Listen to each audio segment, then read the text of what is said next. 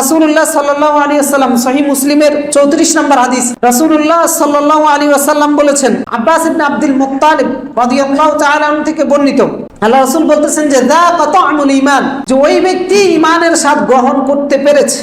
কে?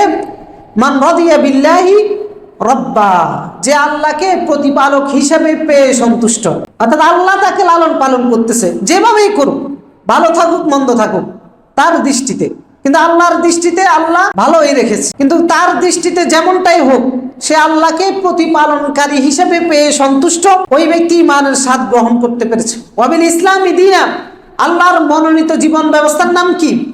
ইসলাম। আর সেই ইসলামটাকে সে তার জীবন চালানোর পদ্ধতি হিসেবে পেয়ে সন্তুষ্ট। ওয়াবি মুহাম্মাদিন সাল্লাল্লাহু আলাইহি ওয়াসাল্লাম রাসূলা, নীতি এবং আদর্শের অনুসারী আমরা কার নীতি আদর্শের অনুসরণ করব? মুহাম্মদ সাল্লাল্লাহু আলাইহি ওয়াসাল্লাম।